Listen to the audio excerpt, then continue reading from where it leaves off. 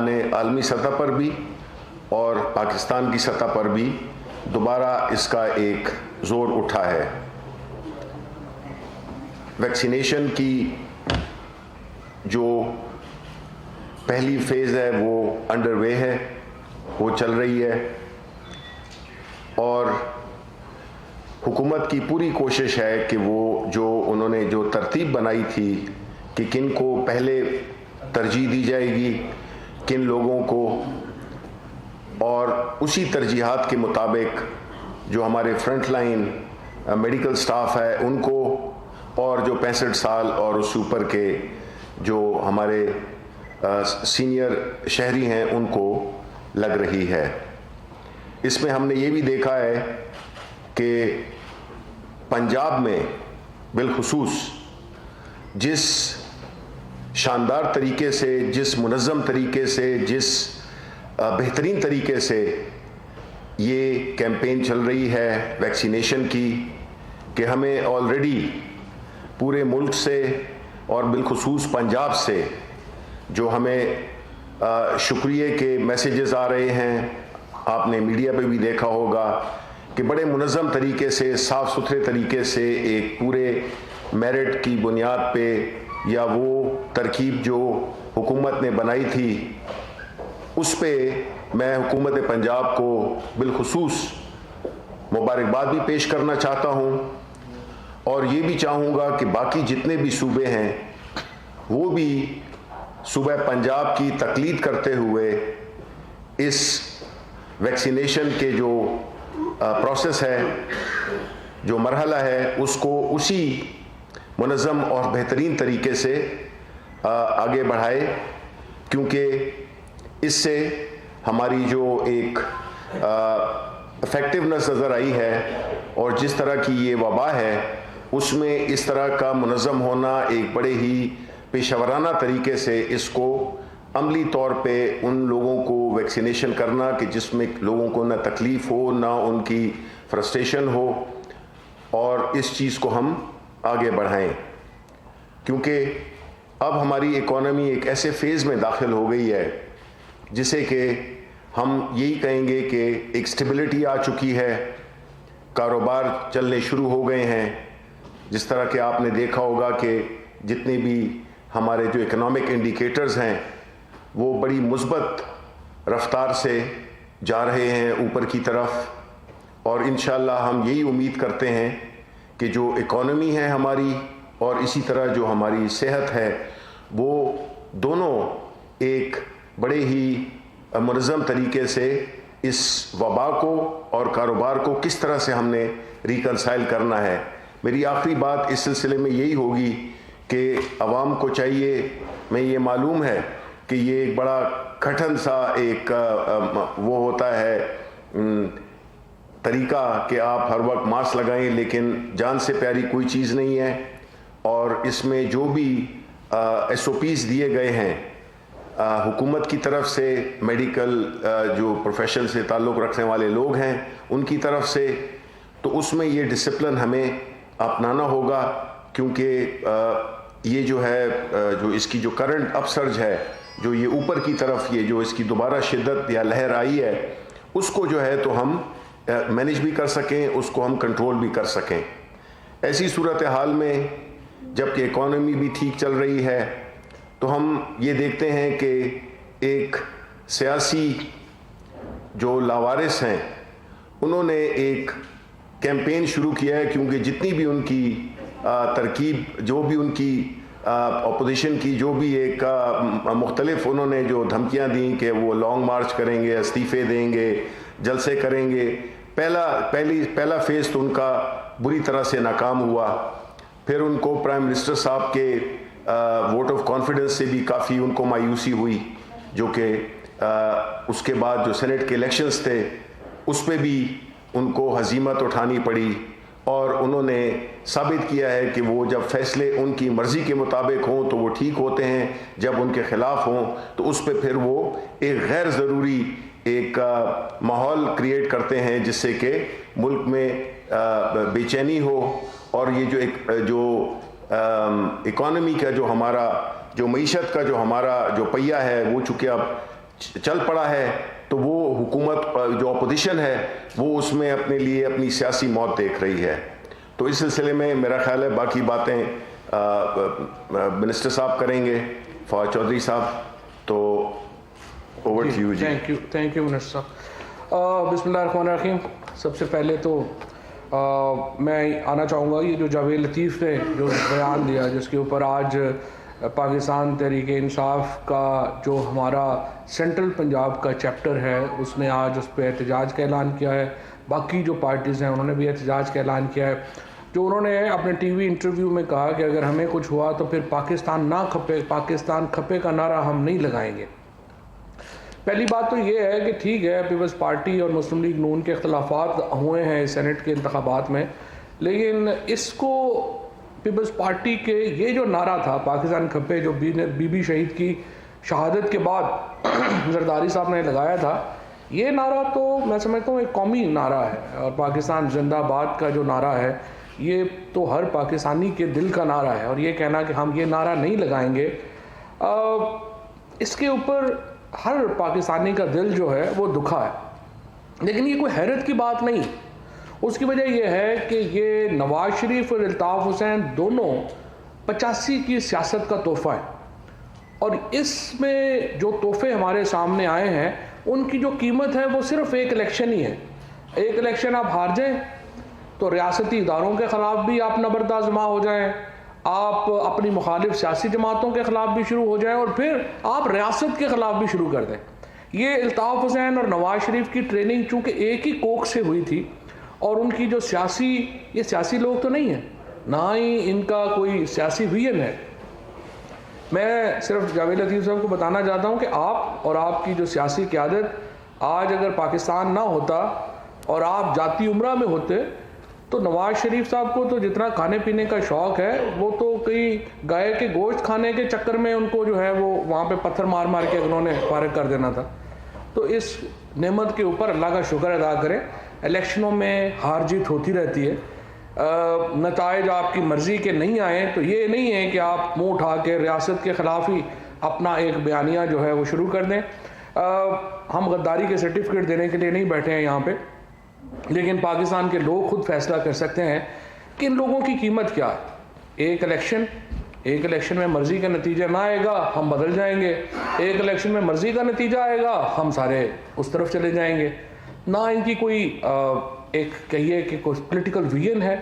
نہ ان کی سیاست کا کوئی مقصد ہے, نہ ہی ان کا کوئی اصول ہے جس کے اوپر یہ کھڑے ہوں. ہر لمحہ اپنا اصول جو ہے وہ تبدیل کرتے ہیں. اور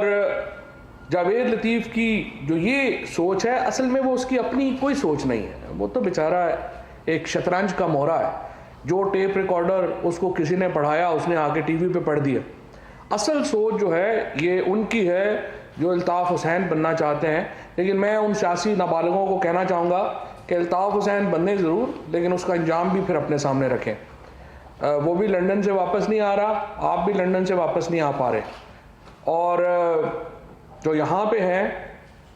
ان کو شاید ہم لندن نہیں جانے دیں گے. کوششیں تو بہت ہیں, دل بھی بہت ہے کہ کسی طریقے سے ساری کیمپین یہ ہے پہلے تھی کہ پاپا بچاؤ آپ مجھے لندن جانے دو. یہ ساری مہم جو ہے اس طرح سے نہیں ملک چلا کرتے. میں سمجھتا ہوں نیب نے جو کیا ہے مریم نواز شریف کی جو بیل کی کینسلیشن, یہ بڑا مستحسن اقدام ہے. اور یہ جو قدم تھا, دیکھیں پاکستان کے جو لوگ ہیں اور بشمول حکومت, ہمارا جس طرح پرائم منسٹر صاحب نے اس دن پارلیمنٹ کے اندر کہا جوڈیشری اور نیب کے اوپر ہمارا کنٹرول نہیں ہے, وہ ہماری ایڈمنسٹریٹو کنٹرول میں نہیں آتے. لیکن ہماری خواہش یہ ہے کہ نیب جو کیس شروع کرے, اور پاکستان کے لوگوں کی خواہش یہ ہے اس کو منطقی انجام تک پہنچایا جائے,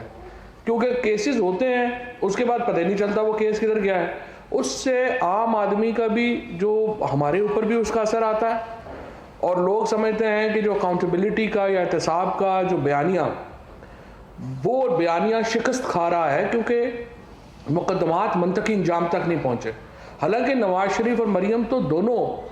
جو ہیں وہ کنوکٹڈ ہیں, دونوں سزا یافتہ ہیں عدالتوں سے, لیکن ان کے بیہیویئر سے یوں ہی لگتا ہے کہ جیسے وہ پتہ نہیں کوئی انقلابی سوچ لے کے آئے ہیں، حالانکہ انقلابی سوچ ان کی یہی ہے کہ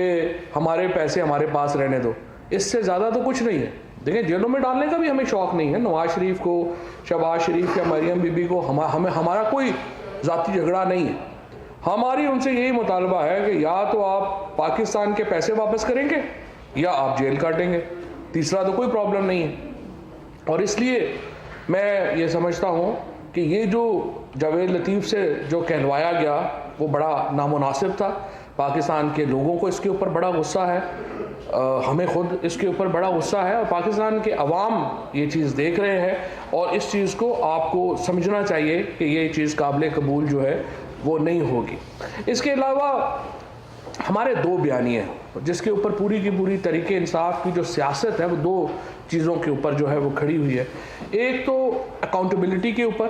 اور جس طرح سے میں نے عرض کیا کہ ہم سمجھتے ہیں کہ نیب جو مقدمات شروع کرے اس کو منطقی انجام تک ضرور پہنچائے، اور دوسرا شفاف الیکشنز کی طرف۔ یہ جو سینٹ کے الیکشنز ہیں اس پر جو بحث ہے تقریباً سپٹمبر میں شروع ہوئی۔ سپٹمبر کے آخر میں کیبنٹ نے اپروول دی الیکٹورل ریفارمز کی اور کانسٹیٹیوشنل امینڈمنٹ کی کہ سینٹ میں اوپن ووٹنگ لائی جائے۔ 28-29 اکتوبر کو یہ جو اسمبلی سیشن میں یہ پیش ہوئی، اور اس کے بعد ہم مسلسل یہ کوشش کرتے رہے کہ جو چارٹر آف ڈیموکریسی کا کلاز 24 ہے، اور پھر خود پی ایم ایل این 2015 میں جو قانون لے کے آئی تھی، ان دونوں کے تحت ہم اوپن الیکشنز کی طرف جائیں۔ لیکن بدقسمتی سے چونکہ ان کی سیاست کسی اصول پہ نہیں کھڑی، انہوں نے پھر اصول بدل لیا اور خفیہ رائے دہی کی طرف چلے گئے۔ جو الیکشن سینٹ کے الیکشنز کے اوپر اس وقت جو سارا انگلیاں اٹھ رہی ہیں وہ اپوزیشن کے کردار کی وجہ سے اٹھ رہی ہیں، اور الیکشن کمیشن کے کوئی کردار ادا نہ کرنے کی وجہ سے اٹھ رہی ہیں۔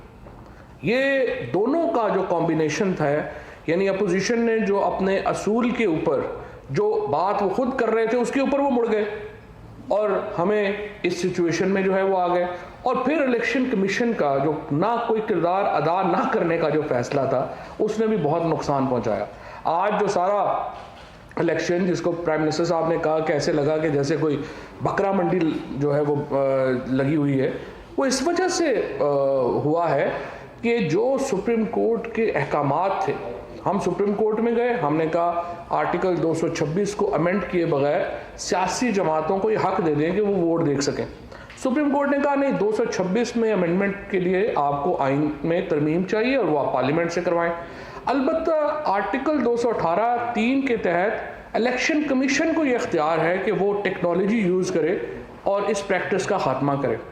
ہم الیکشن کمیشن کے پاس گئے، اور الیکشن کمیشن نے ہماری بات بڑے توجہ سے سنی، اور اس کے لیے میں چیف الیکشن کمشنر کا اور ممبران کا بڑا شکر گزار بھی ہوں۔ اور لیکن اس کے اوپر سم ہاؤ پتہ نہیں کیا وجوہات تھیں، اس کی وجہ سے انہوں نے اس کے اوپر کوئی عمل نہیں کیا، اور آج ہم دیکھتے ہیں کہ جو سیاسی جماعتیں الیکشن ہاری ہیں وہ اس کے اوپر شور مچا رہی ہیں۔ آج اگر الیکشن اوپن ہوتا، سب کے سامنے ہوتا، تو ہمیں ان مشکلات کا جو ہے وہ سامنا ہی نہ کرنا پڑتا۔ اس لیے میں یہ سمجھتا ہوں کہ الیکشن کمیشن کو جو کردار ادا کرنا چاہیے تھا وہ انہوں نے نہیں کیا، اور اس کے بعد جو ان کا جو کردار تھا اپوزیشن کا، اس کی وجہ سے الیکشن جو ہے وہ شفاف نہیں ہو سکے۔ اب تیسرے نقطے کی طرف میں آنا چاہتا ہوں۔ پہلے چارٹر آف ڈیموکریسی کی کلاز 24 کی تحت یہ تھا کہ آپ الیکشن اوپن کرائیں گے، اس کے اوپر پی ایم ایل این اور پیپلز پارٹی اپنے وعدے سے مکرے۔ اب کلاز 21 چارٹر آف ڈیموکریسی کی کہتی ہے کہ ہم مینڈیٹ کا احترام کریں گے، جو حکومت بھی آئے گی اس کو 5 سال حکومت کرنے کا حق دیا جائے گا۔ انفارچونیٹلی لانگ مارچ کے کر کے وہ اس چارٹر آف ڈیموکریسی کی اس کلاز کی بھی خلاف ورزی کر رہے ہیں، اور یہ جو چارٹر آف ڈیموکریسی ہے، اب دیکھیے مسئلہ کیا آتا ہے۔ یہ جو پارٹیز ہیں یہ آئین میں بھی مرضی کی شقوں کے اوپر امپلیمنٹیشن چاہتی ہیں، یعنی وہ شقیں جس سے عوام کی فلاح و بہبود کا تعلق ہے اس کے اوپر امپلیمنٹیشن نہیں ہوتی۔ مثلا سندھ میں 1600 ارب روپیہ گیا ہے 2 سالوں میں، آئین کہتا ہے کہ وہ ایکویٹیبلی خرچ ہوگا تمام اضلاع میں، پروونشل فائنانس کمیشن ایوارڈ نہیں ہو رہا۔ آرٹیکل 140A لازمی کہتا ہے کہ آپ یہ کریں گے، لیکن चीफ मिनिस्टर साहब कहते हैं मैं मातहत ही नहीं हूँ फेडरल गवर्नमेंट का, पैसे भी आप ले रहे हैं, आप कह रहे हैं मैं मातहत भी नहीं हूँ और ना ही मैं जवाबदेह हूँ। लेकिन जो चार्टर ऑफ डेमोक्रेसी के साथ भी यही हो रहा है, वहाँ पर भी जो लूट मार के ऊपर कंप्रोमाइज था कि आप हमारी लूट मार को चेक नहीं करेंगे, हम आपकी लूट मार को चेक नहीं करेंगे, वो प्रोविजन तो इम्प्लीमेंट हो गई। जो प्रोविजंस हैं कि जिसमें आईनी असूलों को एम्फेसिस किया गया है, उसके ऊपर जोर दिया गया है, वो इम्प्लीमेंट नहीं हो रही। अब ये जो लॉन्ग मार्च है, ये चार्टर ऑफ डेमोक्रेसी की आर्टिकल 21 की सरीहन खिलाफ वर्जी है। और ये आर्टिकल 21 की ये जो चार्टर ऑफ डेमोक्रेसी है, इसकी इंपॉर्टेंस क्या है? इसकी इंपॉर्टेंस ये है कि इसके ऊपर बेनज़ीर भुट्टो के साइन, इसके ऊपर नवाज शरीफ साहब के अपने सिग्नेचर्स हैं। और बेनज़ीर भुट्टो शहीद की ये जो पार्टी अभी बची कुछ पार्टी इंटीरियर सिंध के लिए, इन्होंने पहले तो बड़ी मेहनत से जरदारी साहब ने एक ऐसी पार्टी को जिसको आप कहते थे चारों सूबों की जंजीर बेनज़ीर, उसको इंटीरियर सिंध की पार्टी बनाया। और अब इनमें ये जुर्रत है कि ये बेनज़ीर भुट्टो के तय करदा असूलों को भी पामाल कर रहे हैं। अब ये भुट्टो की और बेनज़ीर की तो पार्टी ही नहीं रह गई, ये तो अनफॉर्चुनेटली पता नहीं किस और जगह के ऊपर ट्रांसफ़र हो गई है। आज अगर वफाक की कोई जमात है, जो ये लेगेसी थी कि वफाकी जमातें होनी चाहिए पाकिस्तान के अंदर, आज वफाक की जमात सिर्फ एक पाकिस्तान तहरीक इंसाफ है। आप सेनेट का नतीजा उठा करके देखिए, एक ही पार्टी है जिसको चारों सूबों में जिससे सेनेटर्स हैं, PMLN Balochistan 0, Sindh 0, Khyber Pakhtunkhwa 0, peoples party Punjab 0, Khyber Pakhtunkhwa 0, Balochistan 0। वाहिद जमात है इस वक्त पाकिस्तान की और वाहिद लीडर है इमरान खान, जो कि चारों सूबों की यकजहती की अलामत है। वो आज पाकिस्तान की वफाक की अलामत है। और हमारी अगर वफाकी हुकूमत भी आप देखिए कि इस झंडे में हमने सभी इलाकों के रंग जो हैं उनको समोया है। इस ये जो गुलदस्ता हमने बनाया है, इसमें सारे सूबों के लोग जो हैं वो शामिल हैं, और यही एक वफाकियत की अलामत है जो ये हुकूमत जिसका इज़हार कर रही है। सो आज जिस तरीके से मैं ये समझता हूँ कि ये जो इस वक्त एक मौका है, अपोजिशन को मैं ये कहना चाहूँगा, सियासी नाबालगों के हाथों में अपनी जो सियासत है उसको गिरवी ना रखें। मरियम नवाज़ का और बिलावल भुट्टो का पाकिस्तान की सियासत का कोई तजुर्बा नहीं है। जो बड़ी लीडरशिप है इस पार्टी के अंदर, उनको पॉलिसी साजी अपने हाथों में लेनी चाहिए और पाकिस्तान के मुफाद में फ़ैसले करें। लॉन्ग मार्च कैंसिल करें। उसकी वजह यह है कि जिस तरह अभी इंफॉर्मेशन मिनिस्टर साहब ने आपके सामने रखा, हमारी खुशकिस्मती है कि कोविड के अंदर भी हमने अपनी मईशत को बचाया है। हम इसको आगे लेके जाना चाहते हैं। हमारे साथ बैठिए, बड़े रिफॉर्म्स के ऊपर बात करिए, हमारे साथ इलेक्टोरल रिफॉर्म्स के ऊपर सबसे पहले आप आएँ और हमारे साथ बैठें। हम अभी भी इलेक्शन जो है, हम चाहते हैं जो मुस्तकबिल के इलेक्शंस हैं उनको साफ शफाफ बनाते हैं। स्पीकर साहब जो हैं उसके ऊपर कमेटीज़ बनाने को भी तैयार हैं। हमारे parliamentary affairs doctor Babar Awan साहब उसके ऊपर भी वो भी काम कर रहे हैं, अली मोहम्मद साहब उसके ऊपर काम कर रहे हैं। सो हमारी लॉ मिनिस्ट्री, पार्लियामेंट्री डिवीज़न और स्पीकर सेक्रेटेरिएट सारी उसके ऊपर जो है वो बातचीत करने के लिए भी तैयार हैं, आगे बढ़ाने को भी मामला तैयार है। लेकिन इसके लिए ज़रूरी है कि हुकूमत के मैंडेट को तस्लीम करके आप आगे बढ़ें। अगर आप हुकूमत के मैंडेट को तस्लीम नहीं करेंगे तो फिर उसके नतीजे में आपकी अपनी सियासत ख़त्म हो रही है। आप पहले किसी सूबे से, पहले ही देखिए ना, अभी भी जिस तरह मैं अर्ज़ कर रहा हूँ कि आप तो रीजनल पार्टीज़ हैं, आपकी कोई एक वफाकी हैसियत तो नहीं है। सो अगर रीजनल हैसियत है, आप उससे भी छोटा होना चाहते हैं अपनी सियासत से, तो आपकी मर्ज़ी है। हम बारह समझते हैं हम एक जमहूरी पार्टी हैं, एक वफाकी पार्टी हैं, उसकी हैसियत से हमारा दिल भी बड़ा है। और डिस्पाइट ऑल ऑड्स जो कुछ आप लोगों ने किया, सिर्फ एक चीज़ है जिसके ऊपर मुज़ाकरात कतई नहीं हो सकते, और वो है केसेस के ऊपर जो आपकी लीडरशिप के ऊपर है। उसके ऊपर भी हम आपको ऑप्शन दे रहे हैं। हम आपको जेलों में नहीं भेजना चाहते।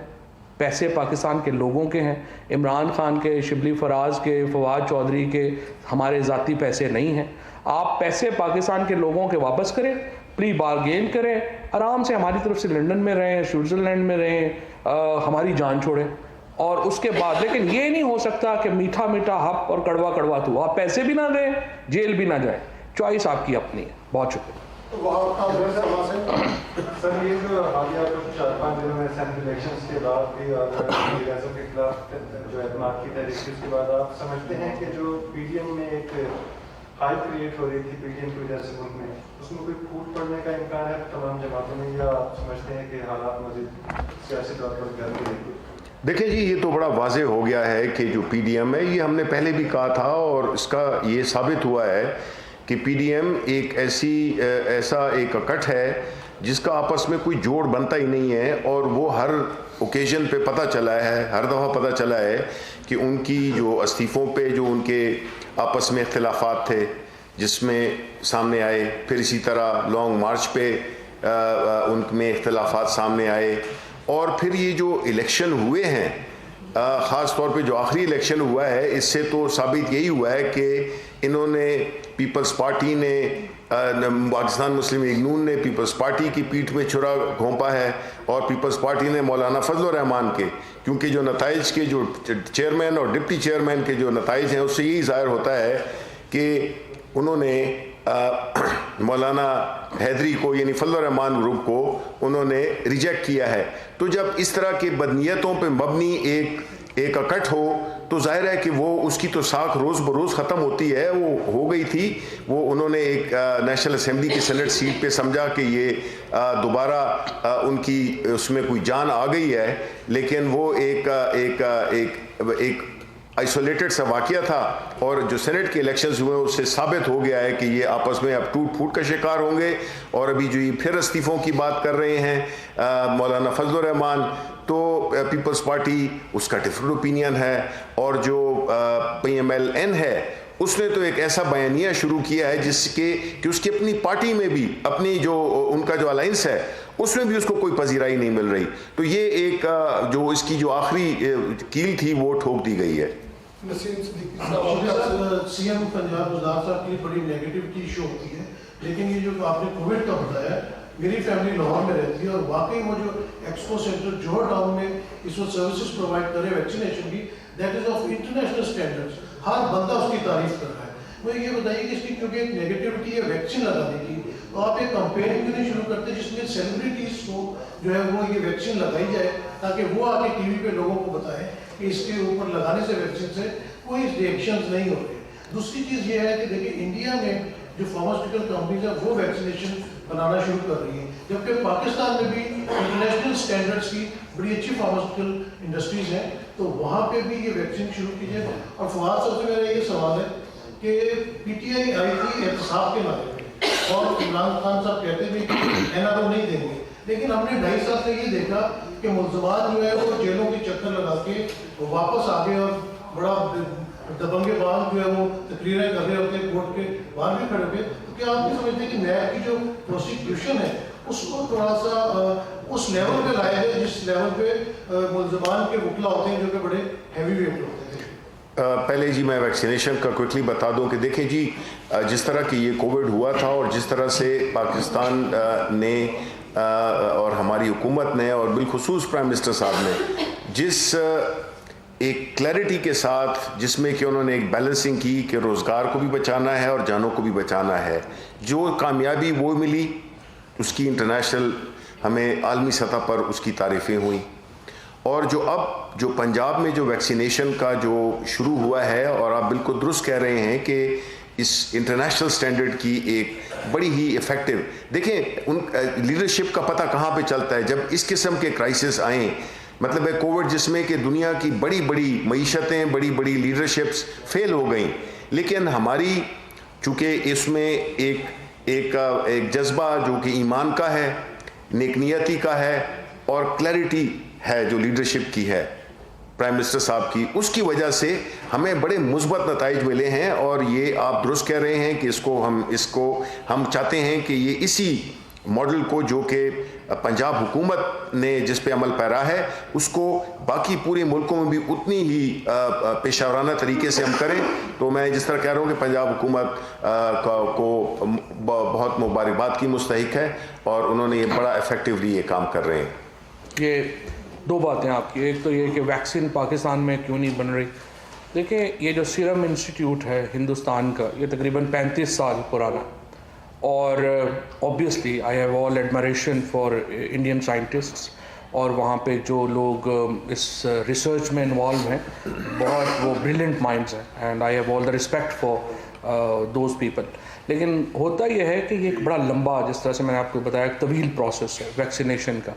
ابھی بھی جو ہماری یہ جو ویکسینز ہیں اس کے اوپر مسلسل ریسرچ ہو رہی ہے اور یہ امپروو ہو رہے ہیں. انفارچونیٹلی پاکستان کے اندر تو ہم نے 1971 کے بعد ہماری جو سول ریسرچ ہے وہ تو بالکل ہی ہم نے اس کی طرف توجہ نہیں دی. اور میں آپ کو یہ بھی بتاؤں کہ پچھلے جو 2008 میں جا کے جب مشرف صاحب کی حکومت گئی تھی تو ہم 0.64% اپنا سائنس اور ٹیکنالوجی کے اوپر خرچ کر رہے تھے جی ڈی پی کا. جب 10 سال نواز شریف اور زرداری صاحب کے رہے ہیں اس میں یہ خرچہ, Pakistan was probably the only country in the world جس نے سائنس اور ٹیکنالوجی کے اوپر اپنا بجٹ آدھا کر دیا, اور ہم 0.24% کے اوپر آ گئے. اب آ کر کے پچھلے 2 سالوں میں عمران خان صاحب نے یہ مہربانی کی ہے, اور اس حکومت کا یہ ایک بڑا میں سمجھتا ہوں لینڈ مارک ہے کہ ہم نے اپنی جو سائنس اینڈ ٹیکنالوجی کا بجٹ ہے اس میں تقریباً 10 گنا اضافہ کیا ہے. اور یہ جو پروسیسز ہیں یہ لمبے پروسیس ہیں جس میں ایک ٹائم ریکوائرڈ ہے, لیکن انشاءاللہ ہم اس میں پہنچ جائیں گے. اور اگر ہندوستان میں اگر مودی صاحب جیسی ایکسٹریمسٹ گورنمنٹ نہ ہوتی اور ایک انتہا پسند حکومت نہ ہوتی جس نے ہندوستان کا بھی بیڑا غرق کیا ہے اور پورے ریجن کا بھی بیڑا غرق کیا ہے, تو ہم تو سارک کے پلیٹ فارم کے اوپر ایک کولیبریشن کر سکتے تھے یہ ساری ویکسینز کے لیے, جس کا جنوبی ایشیا کے خطے کے لوگوں کو بڑا فائدہ ہوتا. بٹ بڑی انفارچونیٹ ہے کہ مودی صاحب نے نہ صرف یہ کہ اپنی ہندوستان کی لیڈرشپ کا بیڑا غرق کیا ایک انتہا پسند ہندواتا کی ڈاکٹرائن کے اوپر, بلکہ ساؤتھ ایشیا کا بیڑا غرق کیا. ایکوپمنٹ بھی جو بنایا آپ نے, ایکسپورٹ ایکوپمنٹ, ہمارا اپنا ایکوپمنٹ تو ہم نے 4 مہینوں میں جو ہم ایک نیٹ امپورٹر سے ہم ایک نیٹ ایکسپورٹر ہیں. اب پاکستان ایک major exporter of covid material. دوسری بات جو آپ نیب کی دیکھیں, یہ بات بالکل صحیح ہے, نیب کے پاس وسائل کی بھی کمی ہے اور ان کا جو ڈپارٹمنٹس ہیں وہ بھی اتنے زیادہ بڑے نہیں ہیں کہ وہ اتنے کیسز کو ڈیل کر سکیں. اسی لیے پرائم منسٹر صاحب نے پہلے دن سے اس بات کے اوپر زور دیا ہے نیب کے اوپر کہ آپ اپنا دائرہ وسیع نہ کریں, آپ اپنا دائرہ محدود رکھیں اور صرف بڑے کیسز کے اوپر توجہ دیں تاکہ جس میں پبلک انٹرسٹ ہے. اور اگر آپ اپنے وسائل کو تھن آؤٹ کر دیں گے, اتنا ہم زیادہ بڑھا دیں گے, پھر کہیں پر بھی آپ کو کامیابی نہیں ہوگی. لہٰذا اسی اصول کے اوپر عمل کرنا چاہیے. سر میرے 2 سوال ہیں. ایک تو یہ کہ لاک ڈاؤن کا اعلان کیا گیا اور دوسری جانب 26 مارچ کو لانگ مارچ کا اعلان کیا ہے, تو اس حوالے سے گورنمنٹ کی کیا اسٹریٹجی رہی کہ کووڈ کیسز جو ہیں وہ انکریز ہو رہے ہیں اور ایسے میں لانگ مارچ ایک بہت بڑا خطرہ ثابت ہو سکتی ہے وہاں کے لیے. دوسرا سوال میرا یہ ہے کہ تعلیمی ادارے جو ہیں وہ سب سے زیادہ متاثر ہو رہے ہیں اور طلبا کی تعلیم سب سے زیادہ متاثر ہو رہی ہے کووڈ کیسز کی وجہ سے. جب بھی انکریز ہوتے ہیں سب سے پہلے تعلیمی ادارے بند ہوتے ہیں. اس حوالے سے گورنمنٹ کوئی پراپر اسٹریٹجی کیوں نہیں بناتی, کیونکہ آن لائن کلاسز والی جو اسٹریٹجی تھی وہ بری طرح سے ناکام ہوئی اور شفقت محمود صاحب جو ہیں اس پر کوئی اپنا واضح مطلب بھی نہیں دے سکے اور اس کو ہینڈل نہیں کر سکے. تو گورنمنٹ اس پہ کیا کرے گی, کیونکہ 1 سال طلبا کا آلریڈی ضائع ہو چکا اور اگر اس سال بھی یہی سچویشن رہی تو یقینی طور پر یہ سال بھی طلبا کا جو ہے وہ ضائع ہو جائے گا. تو اس حوالے سے کیا اسٹریٹجی ہے آپ کی؟ دیکھیں, جہاں تک کہ اس آن لائن کلاسز کا تعلق ہے, جہاں تک کہ جو اسکولوں کا ہے, اس میں کوئی شک نہیں ہے کہ جو بچوں کا جو ایک ایکیڈیمک ایئر ہے اس پہ بڑا برا اثر پڑا ہے. اور اس میں ہماری یہی حکمت عملی تھی کہ جس طرح کہ ہم نے روزگار اور زندگیوں کا ایک بیلنس رکھا, ہم نے جو ایجوکیشن ہے اس کو بھی ہماری پوری بھرپور کوشش تھی کہ یہ بھی متاثر نہ ہو. لیکن کچھ اس میں ہمیں کامیابی ہوئی ہے اور کچھ جو ہے تو جب یہ جو اس کا جو ٹرینڈ تھا وہ نیچے کی طرف جا رہا تھا تو ظاہر ہے کہ اس میں ایک کمپلیسنسی سی آ گئی عام لوگوں میں بھی, اور جنرلی اور پیرنٹس کی بھی یہ خواہش تھی کہ دوبارہ جو ہے تو بچے اسکول جانا شروع کر دیں. میرا خیال ہے کہ شفقت محمود صاحب بھرپور کوشش کر رہے ہیں کہ یہ جو آن لائن ایجوکیشن ہے اس کے لیے ہم نے کئی ممالک کے ساتھ ہم نے MOUs بھی سائن کیے, ارینجمنٹس بھی کی, ورلڈ بینک کے ساتھ بھی, لیکن اس کو پوری ملک کی سطح پر ایک ایسے انٹرنیٹ کے نظام کو پھیلانا ظاہر ہے کہ بہت بڑا چیلنج ہے، لیکن شفقت محمود صاحب کی منسٹری اس پہ دن رات کام کر رہی ہے، اور ہم یہی سمجھتے ہیں کہ ابھی یہ جو دوبارہ اسکول بند ہوئے ہیں تو اس میں جو چیزیں ہیں وہ سامنے آئیں گی کہ کیا کیا ہم نے اسٹیپس لیے ہیں کہ یہ کم سے کم نقصان پہنچ سکے ہمارے جو تعلیمی جو سال ہے۔ آخری سوال جی پی ڈی ایم دیکھیں کینسل کر دے گی، مجھے امید تو ان سے کم ہی ہوتی ہے اچھے کام کی، لیکن ملک کی انٹرسٹ میں وہ ان کو ایک چانس ملتا رہتا ہے کہ کم از کم اس سچویشن میں جہاں کے جانوں کا تعلق ہے اس میں تو وہ کم از کم ملک کی انٹرسٹ کا خیال رکھیں، اور اپنے یہ جو ایک ناکام ریکارڈ جو ہے اس کو بار بار چلانے کی کوشش کر رہے ہیں اس سے وہ اجتناب کریں، کیونکہ ملنا کچھ بھی نہیں ہے۔ ویسی ان کی مزید، جس طرح میں نے پہلے بھی کہا کہ جو تھوڑی بہت ان کی ایک جو شناخت سی رہ گئی ہے وہ بھی بالکل ختم ہو جائے گی۔ یہ بتائیے کہ پنجاب میں 2,35,000 لوگوں کو جو ہیلتھ ورکرز ہیں ان کو ویکسین جو تھی لگی تھی، لیکن ابھی تک 1 ماہ 10 دن کے دوران جو ہے 1,60,000 جو ورکرز ہیں ان کو ہی یہ ویکسین لگی ہے۔ تو کیا ویکسین کا عمل پنجاب میں سلو ہے؟ کیونکہ گلزار حکومت کی تو کافی تعریف کی جا رہی ہے، لیکن ان کو یہ جو ویکسین ہے ہیلتھ ورکرز کی یہ ابھی تک مکمل نہیں ہو سکی۔ دیکھیں بات یہ ہے کہ جس طرح آپ کو معلوم ہے کہ جو یہ ویکسینز ہیں یہ اس کی پوری ڈیمانڈ انٹرنیشنلی ڈیمانڈ ہے، اور وہ ممالک جو کہ صاحب حیثیت ہیں، وہ ممالک جنہوں نے کہ اس پہ کام بھی کیا ہوا ہے اور جنہوں نے یہ پروڈیوس بھی کی ہیں، جو بڑے بڑے ممالک ہیں، رشیا ہو گیا، چائنا ہو گیا، یورپ، امریکہ، وہ ان کے ساتھ ایک ایگریمنٹ ہوا تھا جس میں کہ جو ورلڈ ہیلتھ آرگنائزیشن ہے انہوں نے بھی ایک ایسا میکنزم بنایا ہے جس میں کہ ظاہر ہے کہ جن ممالک میں یہ ہو رہی ہے اور اس کی قیمت بھی کوئی اتنی سستی نہیں ہے، لیکن ہماری حکومت نے پہلے ہی اس کے لیے کوئی $120 ملین کے قریب وقف کیے تھے، اور ہماری پہلی کوشش یہی ہے کہ جو فرنٹ لائن لوگ ہیں، ظاہر ہے کہ کسی بھی ڈسکرمنیشن، دیکھیں ہماری پارٹی میں اگر ہماری جو حکومت ہے اس میں یہی ہے کہ ظاہر ہے کہ ہر ایک کی فیملیز بھی ہیں، لیکن میں آپ کو بتاؤں کہ پرائم منسٹر صاحب سے لے کر اور ہمیں کسی نے بھی نہ کوئی ہم سفارش مانتے ہیں۔ ہمارا جو موقف ہے وہ یہی ہے کہ جو ہم نے جو ایک پیرامیٹرز بنائے تھے، جو ایک ترکیب بنائی تھی جس میں کہ جو ہیلتھ والے ہیں ان کو پہلے، اس کے بعد جو ہے جو 65 سال والے ہیں، اور اس طرح تو ابھی انشاءاللہ آنے والے دنوں میں جو نئی کھیپ آئے گی اس سے بھی ایک زیادہ، ایک تو جو وہ 65 سال کا تھا وہ بھی اس کو بھی نیچے لے آئیں گے، اور اس میں دیکھیں ہمارا تو خاص طور پہ ہم نے کل بھی بات کی ہے اس پہ، اور اپنے جو ہیلتھ منسٹر سے بات ہوئی ہے کہ آپ لوگ بھی فرنٹ لائن ورکرز ہیں، آپ کو بھی اس میں شامل کیا جائے، کیونکہ آپ ہر جگہ پہ ہوتے ہیں اور آپ کو اپنی جو پیشہ ورانہ ذمہ داریاں ہیں اس کو پرفارم کرتے ہوئے آپ کو بھی اس کی ضرورت ہے۔ تو انشاءاللہ اٹس میٹر آف ڈیز اور ویک اور 10 days جب نئی کھیپ آئے گی تو اسی آرگنائز طریقے سے جس طرح کہ پنجاب میں ہو رہا ہے وہ پورے ملک میں انشاءاللہ ہوگی۔ شبیر صاحب اور فواد صاحب، میرا آپ سے 2 چھوٹے سوال ہیں کہ یہ بتائیے آپ دونوں واقعی سمجھتے ہیں کہ پنجاب میں گورننس بڑی آئیڈیل ہے اور گلزار صاحب بڑے آئیڈیل منتظم کے طور پہ کردار ادا کرے اور ان کو تبدیل نہیں ہونا چاہیے؟ تو یہ بتا دیجیے، آپ دونوں پولیٹیکل ورکرز ہیں۔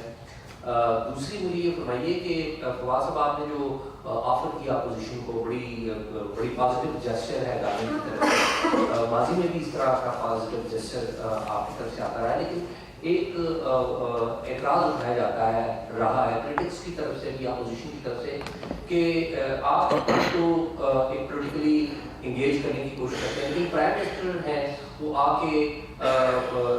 ایسی تقاریر کر دیتے ہیں جس کی وجہ سے وہ جو انگیجمنٹ اپوزیشن کی وہ ہو نہیں پاتی۔ تو کیا پرائم منسٹر خود بھی کسی لیول پہ یہ جو پیشکش ہے بڑے ایشوز کے اوپر، نیشنل ایشوز کے اوپر، اکانومی کا ہوگا، الیکٹرل ریفارمز کا ہوگا، اور دوسرے ان پہ پرائم منسٹر خود بھی کسی ٹائم پہ آگے بڑھیں گے اور اپوزیشن کو دعوت دیں گے؟ یہ نہیں، دیکھیں یہ تو بات بالکل ہی غلط ہے۔ پرائم منسٹر صاحب نے جو آخری اپنی تقریر کی تھی پارلیمنٹ کے اندر اس سے پہلے، اس میں پی ایم صاحب نے یہ کہا تھا کہ آئیے آپ ہمارے ساتھ بڑے ریفارمز کے اوپر بیٹھیں اور بات کریں۔ یہ پرائم منسٹر صاحب کی طرف سے آفر ہے۔ یہ تو جو چونکہ جب وہ بات کرتے ہیں اکاؤنٹیبلٹی کی، اس کے اوپر اپوزیشن کو, جب بھی وہ چور ڈاکو کہتے ہیں کہ میں چوروں ڈاکوؤں کو نہیں چھوڑوں گا, اپوزیشن کو لگتا ہے ہمیں کہہ رہے ہیں. اب یہ تو ان کی پتہ نہیں کیا سوچ ہے. وہ تو اکاؤنٹیبلٹی کی بات ضرور کرتے ہیں, لیکن اس کے اوپر تو دیکھیں انہوں نے ہمیشہ مثبت جسچر رکھا ہے, حکومت نے مثبت جسچر رکھا ہے, اور اس کے اوپر جو ہے وہ ہم بالکل جو ہے وہ تیار ہیں. اور ایک چیز میں کہنا بھول گیا تھا کہ وہ ہمارے دوست ہیں مصطفیٰ نواز کھوکھر اور ڈاکٹر مصدق ملک صاحب, انہوں نے سی سی ٹی وی کی جو وائرنگ جو ہے وہ ساری خراب کر دی ہے اسپائی کیمرہ کہہ کے, تو ان کو ہم 54,000 روپے کا بل بھجوا رہے ہیں, جو انہوں نے ساری جو سی سی ٹی وی کی جو اپنا سینٹ کا اکھاڑ کے اور جو ہے وہ سامنے رکھ دی ہے. وہ میں نے جو ہے وہ پتہ کرایا اپنے طور کے اوپر, وہ ویسے نقصان تو کہ 60,000 روپے کا ہوا ہے, 60-62,000 روپے کا. شاہزیہ مری کا بیان ہے کہ پارلیمنٹ کو جو 2-3 دن کے لیے بند کرنے کا فیصلہ کیا گیا, یہ بیسیکلی کورونا کی تو شاہزیہ بلکہ وہ ثبوتوں کو مٹانے کے نہیں, تو شاہزیہ مری جا کے اپنے چیمبر میں بیٹھ دیں, 2 دن میں پتہ چل جائے گا کورونا کی وجہ سے بند کیا یا اس کی وجہ سے کیا. سر اداروں سے بات کر رہا ہوں ریڈیو نیوز نیٹ ورک سے. پہلے تو میں یہ پوچھنا چاہوں گا کہ جو ایس سی او ہے جو آزاد کشمیر اور گلگت بلتستان میں جو انٹرنیٹ پرووائڈ کرتی ہے, وہ بتائیے کہ آپ بات کیا آپ ذاتی طور پہ ہم کو تجزیہ نگار تو نہیں ہونا جی. تو یہ ایس سی او گورنمنٹ رن ادارہ ہے, سول گورنمنٹ رن ادارہ ہے یا ملٹری رن ادارہ ہے, آپ یہ بتا دیجیے. دوسرا, آپ نے جو ابھی بات کی کہ معیشت بہتر ہو رہی ہے, ابھی جو ہمارے دوست بشیر چودھری صاحب نے صبح ٹویٹ کیا ہے کہ 2018 میں چین کی قیمت 53 روپے تھی, ابھی 100 روپے ہے. 2018 میں آٹا 46 روپے, اس وقت 85 روپے کلو. پیٹرول 65 روپے, ابھی اس وقت 2021 میں 110 روپے. ڈالر جو ہے 105 سے 170 پہ پہنچ گئے ہیں. روٹی کی قیمت تو 8 روپے سے مہنگائی ہے, یعنی مہنگائی ہے نا.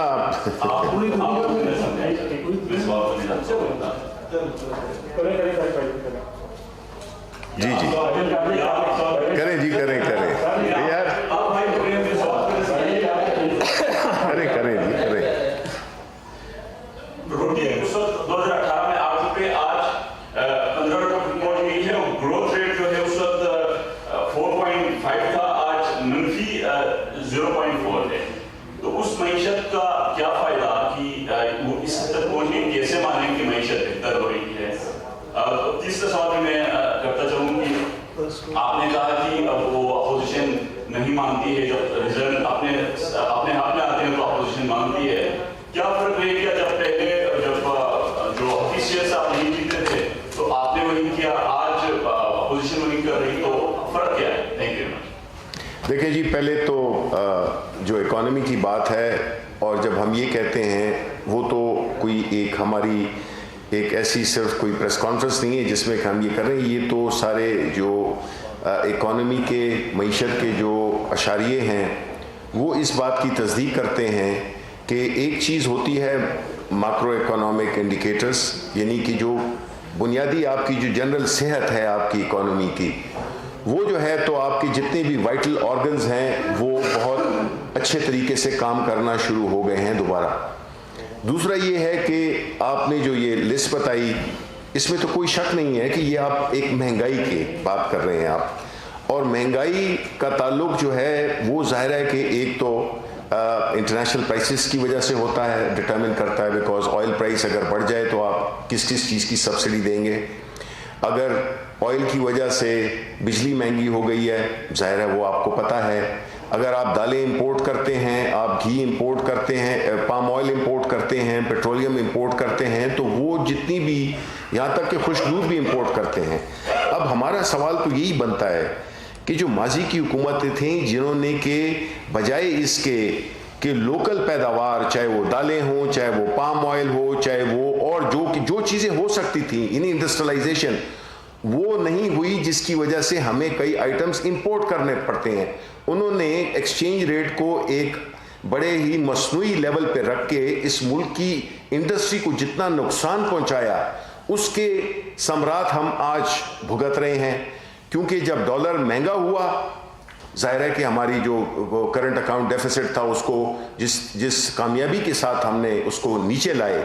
تو اس سے یہی ظاہر ہوتا ہے کہ ہم جب کہتے ہیں کہ ماضی کی حکومتوں نے اس ملک کو ایسا نقصان پہنچایا ہے جس کو کہ ریکور کرنے میں بڑا ٹائم لگے گا, تو جو مہنگائی ہے وہ ظاہر ہے پرائم منسٹر صاحب کی سب سے اس وقت اولین ترجیح ہے کہ ہم جتنا بھی وہ کر سکیں. ظاہر ہے کچھ چیزیں سستی بھی ہوئی ہیں, لیکن جو چیزیں آپ نے جس کا ذکر کیا ہے اس میں ویدر کا بھی ایفیکٹ ہے. یہ جو انوائرمنٹل کرائسس انٹرنیشنلی ہوئے ہیں جس میں کہ بارشیں کا غلط ٹائم پہ ہونا, گندم کی پیداوار, اس قسم کی چیزیں یہ تو ہیں, اور اسی پہ ہی ہم کام کر رہے ہیں. ہماری جو اس وقت پورا فوکس ہے وہ یہی ہے کہ ہم کتنی جلدی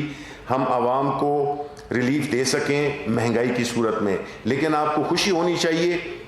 کہ آپ کی جو جنرل صحت ہے, یہ کہنا کہ آپ کہہ رہے ہیں کہ جی اکانومی بہتر ہے, اس میں کوئی شک نہیں ہے کہ جو عام آدمی ہے اس کے لیے وہ ہے مہنگائی ایک بہت بڑا ایشو بنا ہوا ہے. لیکن یہ بھی الحمدللہ کہ ہماری جو آپ نے جو گروتھ کی بات کی, تو اگر آپ کو یاد ہو کہ جب آدمی بیمار ہوتا ہے تبھی کسی ڈاکٹر کے پاس جاتا ہے نا, کیوں کہ جب جو ہی پی ایم ایل این کی حکومت ختم ہوئی تو ہمیں آئی ایم ایف کی طرف رجوع کرنا پڑا. اگر اکانومی اتنی اچھی جا رہی تھی تو کیوں جو مفتح اسماعیل جو کہ آخری کوئی 25-30 روز کے لیے یا ایک مہینے کے لیے فائنانس منسٹر بنے تھے, ان کی جو تقریر ہے نیشنل اسمبلی میں وہ ریکارڈ پہ ہے, جس میں انہوں نے یہ اعتراف کیا تھا کہ جو اکانومی کی حالت ہے وہ انتہائی بری ہے اور ہمیں آئی ایم ایف کی طرف جانا پڑے گا. تو یہ دعوے کہ جی 5.8 تھی یا 5.6 تھی, یہ بنیادی طور پہ ایک آرٹیفیشل انہوں نے ایک وہ بنائی تھی اکنامک فگرز کو کر کے. لیکن ابھی جو ہے ہم ریئل, اور اگر آپ ہمارے ریجن کے, ہمارے پورے خطے کی آپ اگر گروتھ کو دیکھیں تو ہم تو الحمدللہ ہم تو یہ کہہ رہے ہیں کہ یہ تو اگر پرائم منسٹر عمران خان کی یہ جو اسٹریٹجی ہے کہ جس میں کہ کاروبار کو فل نہیں اور سمارٹ لاک ڈاؤن کے ذریعے ہم نے اکانومی کو پہیے کو جاری رکھا, اور وہ لوگ جو کہ بالکل ہی جو دیہڑی کے مزدور ہوتے ہیں ان کو ہم نے ایک اسٹیٹ نے اور ریاست نے اور حکومت نے ایک ایسا پلیٹ فارم دیا ہے جو کہ پہلے کبھی بھی یہ ہوتا نہیں تھا کہ جو غریب آدمی ہے اس کے بارے میں پہلے سوچا جائے. ڈاؤن سے ہم اوپر کی طرف جا رہے ہیں. اپنے احکامات جو بھی وہ جو بھی ہماری وہ ہیں ریفارمز ہیں وہ بھی کر رہے ہیں, اور الحمدللہ ہماری جو پوری اکانومی ہے, آپ ترسیلات دے لیں, ایکسپورٹ لے لیں, آپ ایکسپورٹس بھی عالمی اس میں تناظر میں جس میں کہ کووڈ نے بہت تباہی مچائی ہے, اس میں ظاہر ہے آپ کے خریدار تو باہر ہی کے لوگ ہیں نا, ایکسپورٹس تو وہی ہوتے ہیں. لیکن الحمدللہ ہم نے اس کو اس ردم کو برقرار رکھا ہے, اور اسی طرح ہماری جو ترسیلات ہیں وہ بھی بڑھ گئی ہیں. وہ کیوں بڑھی ہیں؟ اس لیے کہ اعتماد ہے ملک میں. ہمارا جو روشن ڈیجیٹل اکاؤنٹ ہے اس میں بھی $670 ملین آ چکے ہیں. اسی طرح اور جو ہمارے جو ریزروز ہیں اسٹیٹ بینک کے, ہم نے اسٹیٹ بینک کو مزید انڈیپینڈنٹ کیا ہے, اس کو زیادہ ری انفورس کیا ہے کہ وہ اپنے جو انفلیشن جو کہ بنیادی ایک اس کا ایک ذمہ داری ہوتی ہے اسٹیٹ بینک کی کہ وہ انفلیشن کو کنٹرول کرے. تو یہ ساری چیزیں ہیں, ہم یہی تو رونر ہوتے ہیں کہ اس ملک میں سوائے سڑکیں اور پل بنانے کے, وہ بھی اس لیے کہ اس میں یہ بڑے آئٹم ہوتے تھے جس میں کہ بڑی بڑی کمیشنز ملتی تھیں, یہ اس وجہ سے کی گئیں. لیکن نہ ہیلتھ پہ توجہ دی گئی, نہ ایجوکیشن پہ دی گئی, نہ ہیومن ریسورس کو ڈیولپ کرنے کے لیے, نہ سائنس ٹیکنالوجی پہ کیے. یہ تو